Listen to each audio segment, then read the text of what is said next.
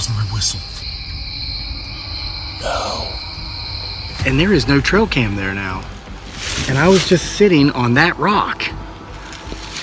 And here is one of my hatchets that I didn't even know was missing. The car's there. Yeah, I know. Holy smokes, man. Oh, I see eyes.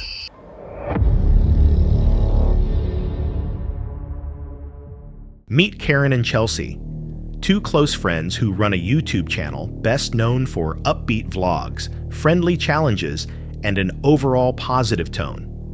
Their videos are usually carefree, but this one would be very different. Looking for an adrenaline rush, they chose to spend a night in Daring Woods, one of the most notorious forests in the UK. Often called the Screaming Woods, the area has long been linked to unsettling accounts. Stories of unexplained screams, dark figures, and mysterious deaths have followed this forest for generations. On July 22nd, 2024, Karen and Chelsea reached the forest's edge, excited yet uneasy. Since camping is not allowed, they moved quietly as they walked deeper between the trees, hoping to find a hidden place to stay overnight. It's eerie though, like you can only imagine what it's going to be like in pitch black. Is that a map? Oh, no camping is allowed in this woods. Oh my god. Well, we're doing it anyway. We found a spot. We're not too off because we had, oh my god, we had so much to carry. Wow. Is this the base? Oh, it's got mosquito thing in it. Mosquito net? Yeah, built in, look. Is that the base? No, yeah, this is the inner. Oh, that's the inner. That's what the poles go through, right? Shimmy it all the way round. That's...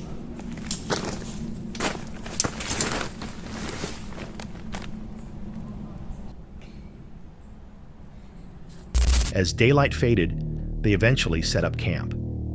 The tent was secured, equipment laid out, and laughter echoed briefly through the clearing. But once night fully arrived, the atmosphere began to change. Right, so it's completely pitch black now. It's not really...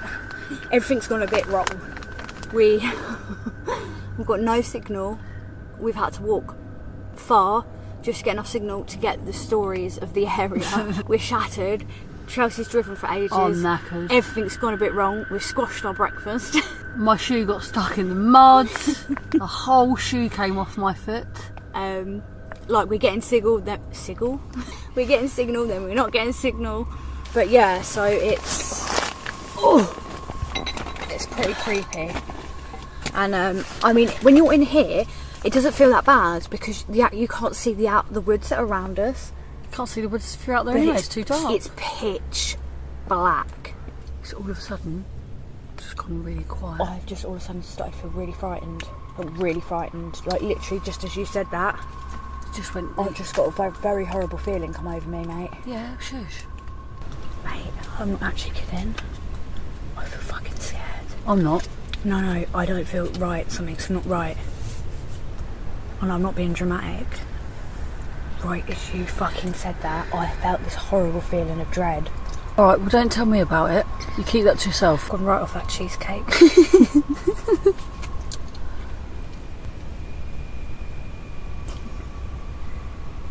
Oh my god. What? I'm freaking myself out. Like, stop. You are. It was just weird, but I felt that right when you said it. Because when I spoke, it echoed through the woods. Wow. Wow. The air grew colder, cell service disappeared, and the silence became overwhelming. Casual jokes stopped, replaced by tense looks. Even their normally playful energy couldn't hide the rising discomfort. Not long after, unusual problems started. Yeah, that's when the best bits happen. What? Yeah, me burping like that. It's terrible. That light turned itself off, mate, and it can't turn it off unless you hold it down. It's probably the battery's No, going. mate. The battery's probably going. Mate, I barely used it. Mate. I'm telling you right now. That doesn't... I'm telling you now. Okay. On my life. Alright. You have to... It doesn't matter. I don't care, do you? Mate, that's creepy. Do you care? I'm fine. Okay. Oh my god, stop. Stop I'm it now. telling you now. Just stop it now. Just Just leave it off. Just leave it off. It's running out of battery. Right, I'm putting this on because if that one goes out, I'm scared. No. Yeah. It's running out of battery, that's all. I'm telling you I now. haven't used it. It's just running out of battery, that's all. And do you know what? Maybe it is running out of battery, and maybe it is, but I've got a logic explanation for it everything. could be running out of battery, but really I've have. never used it, except for that time we were in the church and took it back. Their flashlight, which had been fully charged, kept turning off without explanation. The surrounding forest fell completely quiet, in a way that felt unnatural. They tried to stay composed, blaming technical issues and coincidence. Then they heard it. A scream echoed through the darkness. Look, at the end of the day, that might be running out of battery, but Someone said okay. it is new. I haven't used it before. And Shush. That's just people. I heard a scream. It's just people.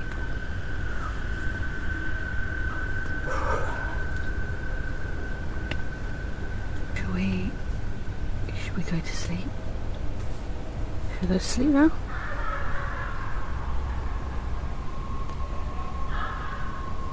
Turn the lights off. The car's there. Yeah, I know. But got it. We need to stay quiet because there are people. That wasn't a ghost. That was a person, and we don't want people seeing where we are because people like fucking scary people. If we get that scared, we'll have to go to the car. There's no other option. We'll just have to come back in the morning and get this stuff. Where are we going to take the car? We'll be stuck there. In the car. Just be in the car. Distant yet unmistakable. Whether it came from a person or something else was unclear, but it did not sound normal. Later, movement could be heard outside the tent. Something was circling their campsite. One of them believed there were light touches against the tent wall, and although they tried to rationalize it as an animal, the timing and behavior didn't feel right. Fearing discovery by people, or something worse, they shut off their lights and stayed close together in silence. With no real way to protect themselves, they chose to remain still until daylight. Sleep barely came. Not that much happened. There was a few creepy things that I wished we'd got on camera. I heard, so as I was drifting off to sleep, I've just suddenly been woken up by this horrible feeling of dread and this flashing image of someone like that against the tent. Now obviously that doesn't mean anything, but it was creepy and it freaked me out, really freaked me out, and it made me feel really uneasy for a while. Anyway, I ended up falling back asleep again, and then I don't know what time it was, but about 3ish. was it about I 10 said, past 3 I woke up? Was that when it rustling? yeah, because you said what There time was is it? rustling around the tent, like quite a lot. Obviously it could be an animal or something. Yeah, obviously. but it was like someone was touching the tent. There was nothing, mate. It was like someone was in the tent, like in the conservatory bit. So it was like rustling scary. and rustling, and I thought I woke Corrine up and I was like, Corrine, is that you? Can you hear that? And she just goes, because I was half asleep. she's half asleep, straight back to sleep. She just goes, no, it's not me. I'm dead still, and then just went back to sleep. And then it continued for a little while, but. The thing is, with that rustling noise, there was no noise before or after it. It just kind of appeared at the end of the tent, and it was just like, oh my god. And there was nothing. The wind wasn't really bad. It did then start to rain. It was raining. That had an effect on, maybe hearing stuff. Other or, stuff. or We did things like hear that. we did hear branches breaking, but it'd be once in a while a branch would snap. So it wasn't like some footsteps were walking and snapping. It was just once in a while a branch sounded like it got trod on. But we kind of just tried to ignore it. At this point, we couldn't really film because we didn't want to have. No, if we do and something like this again, we're gonna have to like. we didn't want to make a big deal out of something that potentially wasn't anything. Well, there shouldn't have been branches snapping. There's not really animals heavy enough for shit. Like there's deer, but they wouldn't have been where we were. I think. but By morning, they admitted the night had been one of the most frightening experiences they'd ever had. Both described sudden waves of fear that appeared without warning. One recalled seeing what looked like a figure pressed against the tent, later dismissing it as a dream. Still, the breaking branches, repeated rustling, and total absence of animal sounds were difficult to explain. Whatever occurred that night, one thing was certain: they would never return to Daring Woods. Some viewers believe the experience was caused by fatigue, stress, and environmental pressure. Others argue that the repeated noises, unexplained equipment failures, and shared sense of dread point to something else, possibly lingering energy in the forest, or even an aware presence. Was it nothing more than imagination shaped by dark legends, or was something watching them from the shadows all night long? And if they had stayed just a little longer, what might they have witnessed? Adam Brown, widely recognized for his YouTube channel focused on exploration and diving, has built a reputation as a skilled search diver dedicated to helping others. While his content often features outdoor expeditions such as treasure recovery and abandoned locations, his most meaningful efforts involve assisting families in locating missing loved ones, without charging for his work. In this case, Adam travels to Sumter, South Carolina, to take part in a deeply emotional search connected to the 7-year disappearance of a man named Tommy Braley. Tommy went missing in 2017 after finishing work one evening. He was last reported at a bar and grill in Sumter that has since closed. Although his home was only a short drive away, neither he nor his silver BMW was ever seen again. With no witnesses, no confirmed leads, and no vehicle recovered, his family was left with years of painful uncertainty. On December 30th, 2024, Adam returned to the area alongside fellow searcher Jason, both determined to revisit a possible lead. Their focus was a specific stretch of water Jason had scanned several years earlier.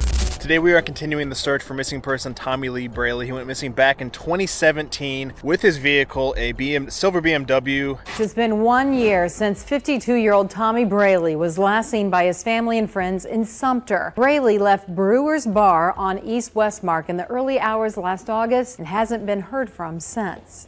We've been doing searching for the past years for Tommy, because he just basically vanished after leaving a Brewer's Bar and Grill in downtown Sumter, which has since closed by now. They had a lot of issues there, apparently fighting, and I've heard a lot of rumors about this bar. But he was out with his coworkers, having a good time. He left at like 2 a.m., vanished. He only had like a 15-minute drive back to his house, but neither him or his car has been seen since. So me and Jason, we've been checking so many places over the past few years for Tommy. Just all the signs to us point, when a car goes missing, you're in the woods or the water somewhere. There's a lot of woods, but by this time, usually hunters or somebody would have seen him if it was obvious. There's not a ton of water. There's a lot of little spots, and we're just, continuing to search. And you've been out here the past few days looking, right? Yeah, I was here Saturday. It looks like it could be a car. I mean, it's a car-shaped object out towards this way. I don't know if they came around that curve here. Yeah. And shot off right there, but I've seen no signs of car parts. But we're talking, 7 years ago? At the time, sonar imaging had revealed an object resembling a vehicle, but the discovery was never verified. As they readied their equipment, the logic behind their search became clear. If the vehicle had never surfaced and no trace of Tommy had been found on land, then the remaining possibility was water.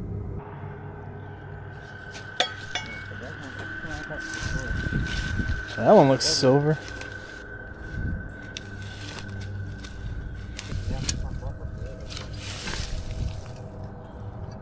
That looks pretty new though. GM. We're gonna see if we can't stick to something. Bet you would pull up some car parts though. Oh, hey, I'm on something over here. And honestly, it kind of felt like a car to me. You need to scan this, dude. That is something big. Jason remembered the location well. Beneath the surface of a calm waterway, a vehicle-like shape had once appeared on his sonar screen. They were unable to investigate further back then, but now they had returned to confirm what had been left unanswered. Proceeding carefully, they deployed an underwater drone to inspect the area. On the tire? I don't see a logo. That's the wheel. Is it right? And I gotta get it closer. It's just buried. Need a logo. Or the tag. The front's gonna be too buried. Didn't have any actual pictures of his vehicle, right? I don't think so.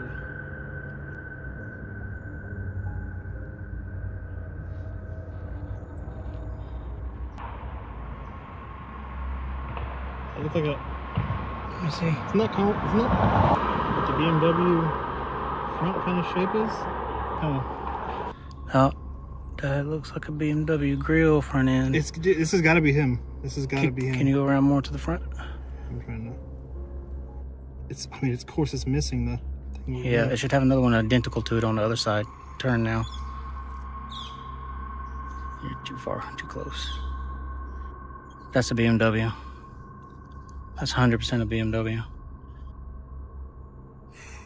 I think we found him, man. You're not gonna be able to tell anything. There's usually a logo right there at the top where the two grill pieces come together. That's it. That's this BMW. We found Tommy. I bet. That's gotta be Tommy. That's gotta be Tommy. Let's keep going around the car.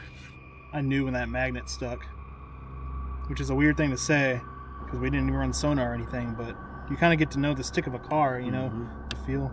And bear with me because I'm. Oh, and that line's right. Oh, that line's going right over it. We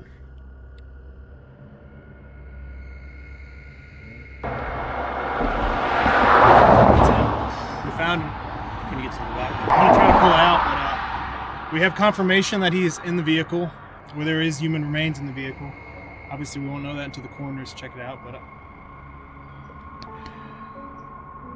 As it descended, the outline came into focus. It was clearly a vehicle, and its size, shape, and color closely matched that of Tommy's missing BMW. Soon after, a defining detail appeared on the video feed: the distinctive BMW front grille. The features aligned precisely: 4 doors, silver exterior, correct proportions, correct location. The match was undeniable. When Adam later recovered the license plate, there was no remaining doubt. The vehicle belonged to Tommy Braley.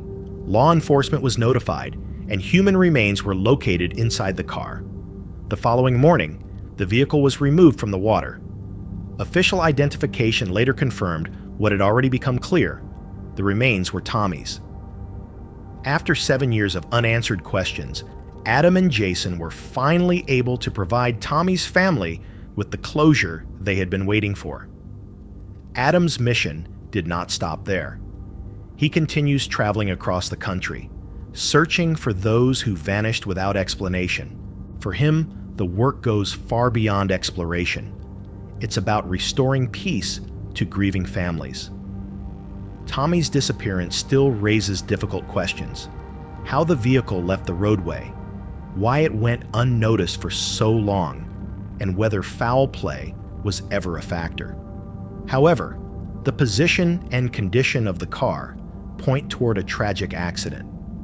The case highlights how easily vehicles can disappear underwater in isolated areas, and why recovery divers like Adam play such an important role. If the area had never been searched again, would the car and the truth have remained hidden forever? This next segment features an outdoor creator known for the YouTube channel Majori, a channel built around pushing physical and mental limits in some of the harshest environments imaginable. His videos often show him trekking through heavy snowstorms or constructing shelters by hand, always driven by steady resolve and self-reliance. In this video, he is far out in the Alaskan backcountry, solo camping deep in the wilderness with no nearby signs of human presence. What was intended to be a quiet, isolated night would soon turn into a genuine survival situation. The date was April 1st, 2025. The landscape around him was breathtaking, wide, untouched, and completely remote. As daylight slowly faded and shadows stretched across the terrain, everything felt still. That calm didn't last. Something appeared in the distance. A group of wolves, initially far off, but steadily drawing nearer. With daylight disappearing and no clear safe area to retreat to, he scanned the surroundings and noticed an abandoned tree platform raised above the ground. Aged and partially concealed by the forest, it presented the only realistic option to get out of reach. He climbed the worn, unstable steps without delay, relying on a structure that showed clear signs of age and neglect.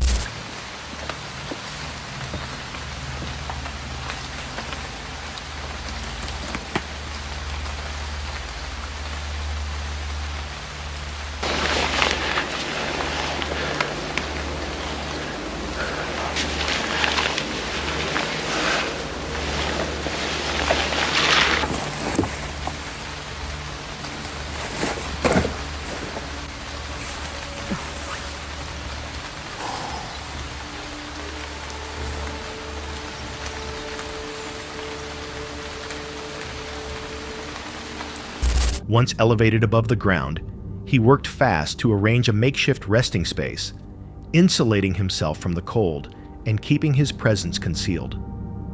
While the height offered protection from the animals below, another danger became clear.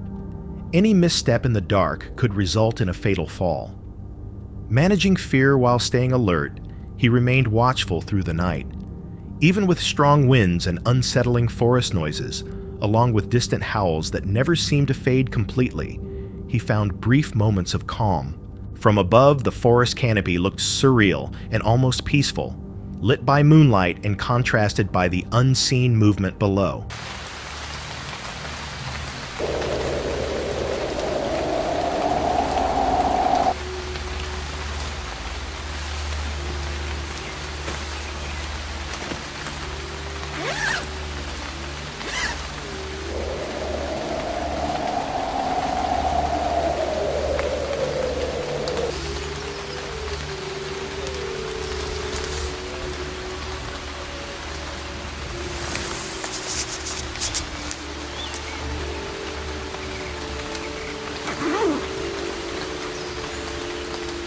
Throughout the night, the structure held firm, and so did his resolve.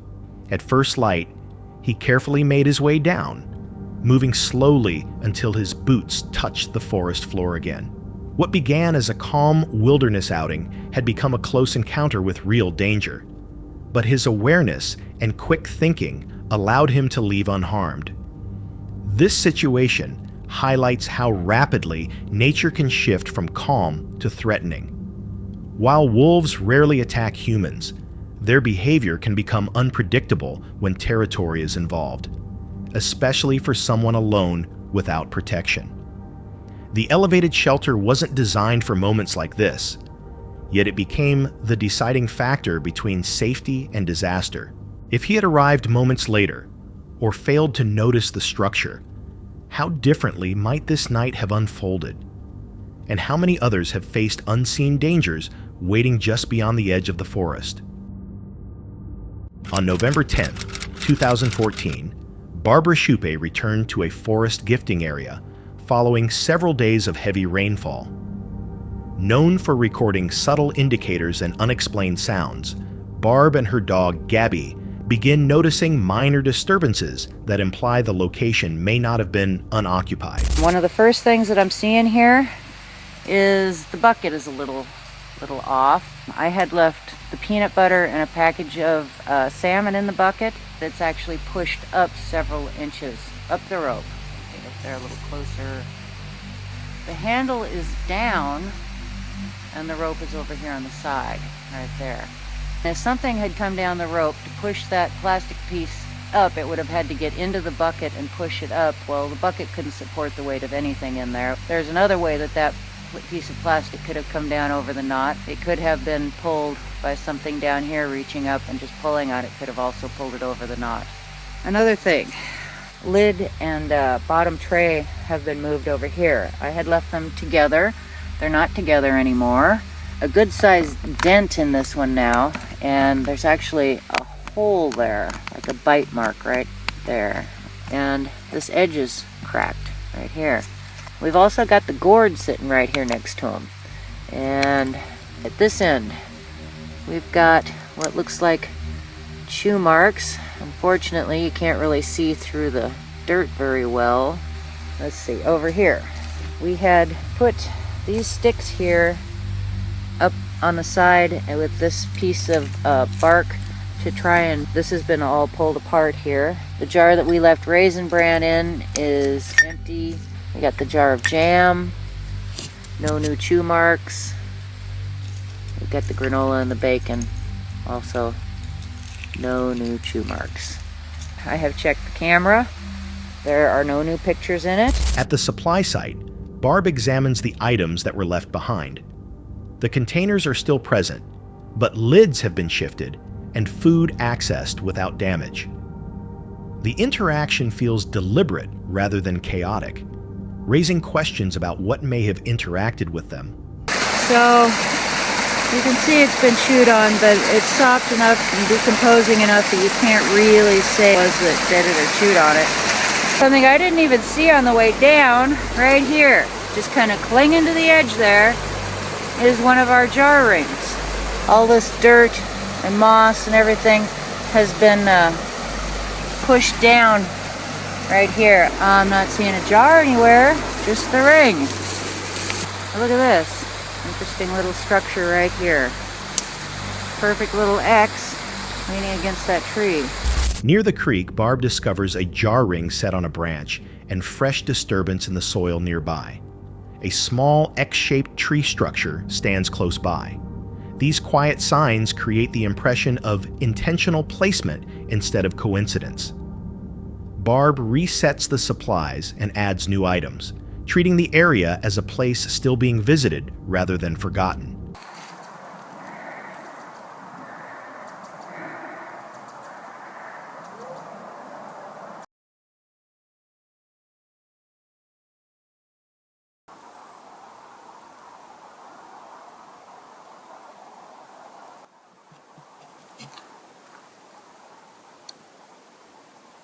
While moving deeper into the forest, distant whooping sounds carry through the trees. Barb becomes silent. Gabby turns alert. The forest feels aware. In Bigfoot research, X-shaped tree formations are often seen as intentional markers, suggesting communication of territory or presence in rarely visited places. If the X shape was meant to be noticed, was it a marker or proof something new where place it there?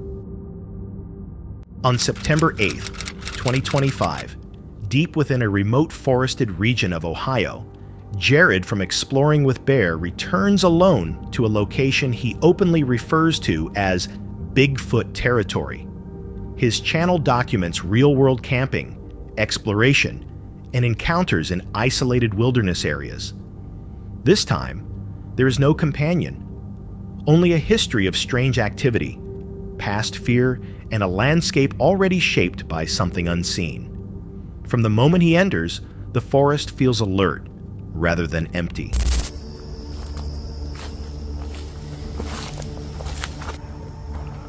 See what kind of prints we got around here. Check those out, dog prints, or wolf or coyote. They're big though. Look at that one, man, that's huge. That's a pretty big paw. Okay, so I don't see any besides big dog or wolf or something, or dog man tracks maybe. I don't know. I wonder how's that work for dog man. Maybe he's got like hands with claws or not. I don't know. Or is it just paws? What's dog man's feet look like? Earlier that day, Jared examines a dried lake bed near the trail. In the soft mud, he records unusually large canine tracks, far exceeding the size of typical wolves or domestic dogs. Whatever created them moved through the area with confidence, leaving no sign of hesitation. Someone's just walking over there. What is it? Where's that coming from?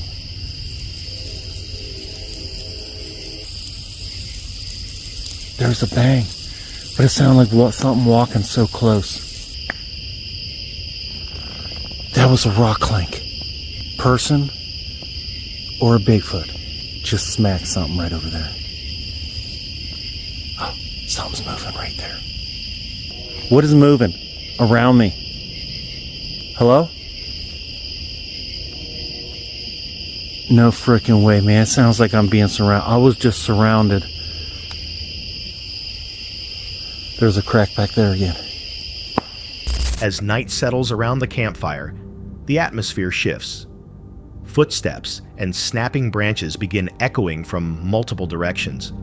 The sounds do not approach directly. They move in a pattern, circling the camp. The sensation is not of a single observer, but of being surrounded, with movement staying just beyond the edge of the firelight. Holy smokes, man. Oh, I see eyes. There's eyes. Where'd they go? We got eye shine.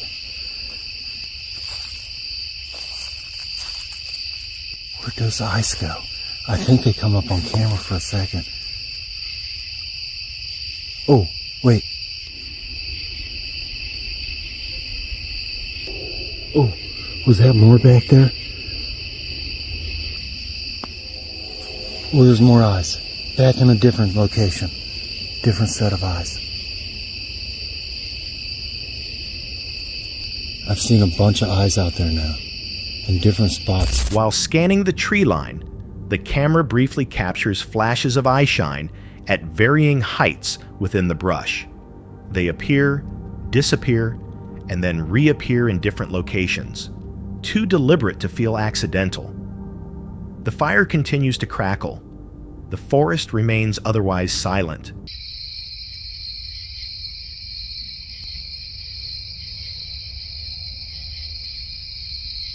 You hear that? Oh my goodness. I just seen a flashlight out in the woods. Somebody's down there with a flashlight right now. That had to be a flashlight. I don't know what else it could have been. Oh, that was my whistle. That was my whistle. That was my whistle. There's just some kind of growl too or something out there. That was my whistle. No. I don't know what to do. Sleep becomes impossible. The noises outside feel disorganized and persistent, like a warning that he is not alone. Then, deeper in the tree line, something cuts through the darkness. The whistle he left outside the tent begins to sound again, now clearly handled by something else, testing it slowly and intentionally. At the same moment, the cicadas surge louder, as if the forest itself is responding with a single message: remain quiet and act as though nothing was heard. The combination of tree structures, coordinated movement, eye shine, and sound mimicry suggest intelligence, whether from wildlife, an unknown presence, or human activity remains uncertain. If something observed him throughout the night, copying sounds and staying just out of view, was it warning him or deciding how close to come? On October 26, 2019, Kevin from the YouTube channel Homesteading Off the Grid steps away from his cabin and heads into the forest behind his property. Known for focusing on off-grid living and self-sufficiency, Kevin does not chase unexplained phenomena. But after spending a year leaving walnuts that repeatedly vanish, he decides to trace where they are going, into a section of woods that feels increasingly unwelcoming. Okay, so people are always making comments about these X structures they're seeing in the videos. I'm starting to see these things more frequently. There's one back here too. I'm gonna go beyond them because that's where my gut, I need to drink some water. I just got like a dizzy spell. I'm okay. It's been walking all morning. It's another X.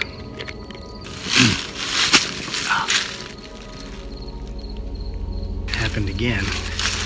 Guys, this is like a really weird feeling area right here. It's like bends and X's very heavily right here. There's another bent tree up there. We're taking the path less traveled.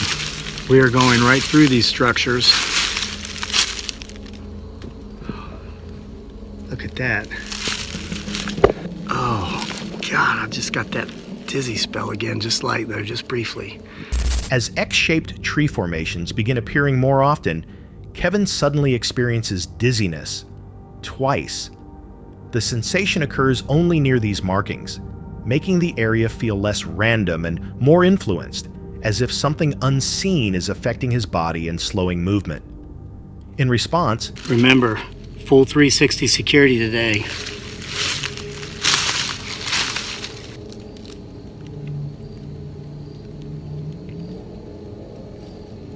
Okay guys, I've actually got the trail cam and the GoPro facing the 2 and the 4, and I'm looking at the 12. I've always given you guys the respect of getting my 6. I'm gonna let you do it again today. Kevin sets up 2 cameras nearby. Not long after, while sitting a short distance away, he realizes both cameras have disappeared. Okay guys, things have officially gotten creepy. My cameras are gone, and I was right here. I had that aimed in the scene where I recorded myself tying up the trail cam to this tree, and there is no trail cam there now.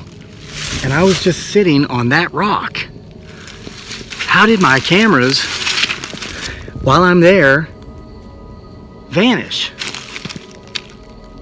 Okay guys, I went back and watched the segment I recorded earlier where I showed myself tying up the trail cam from this angle. This tree was in the scene, and I went straight back to this tree.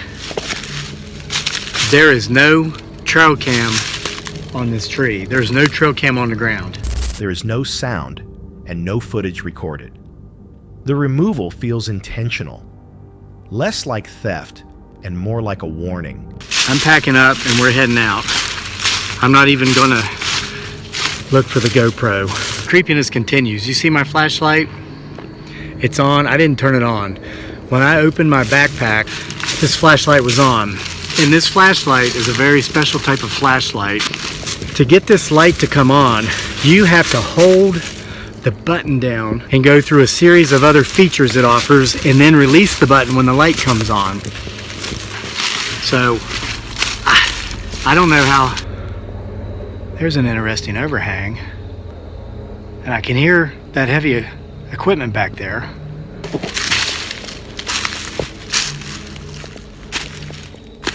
What is this? Well, well, well, look what we have here. There's my walnuts. There's dearly seashells, and here is one of my hatchets that I didn't even know was missing. It's my kid's Frisbee. Now, I'm sure that was in the yard. We try to pick up after ourselves, but my kid's always leaving balls and Frisbees and whatever we've been playing with out there. Oh, that was close. That was like right here. Soon afterward, Kevin notices his flashlight is turned on inside his backpack, suggesting something came close unnoticed. Before leaving the area, he discovers a concealed pile of walnuts, tools, and personal belongings, items that belong to him, arranged together like a cache. Almost immediately, a loud noise erupts nearby, and Kevin runs. Some viewers suggest the dizziness could be caused by infrasound, often reported during Bigfoot encounters. Others interpret the missing cameras and collected items as signs of territorial intelligence, something capable of issuing warnings without revealing itself. If the forest did not want Kevin there, why reveal so much, only to force him to leave? That's it for tonight. Which moment creeped you out the most? Drop it in the comments. Have your own story? Share it with us, and stay tuned. The next one is even darker.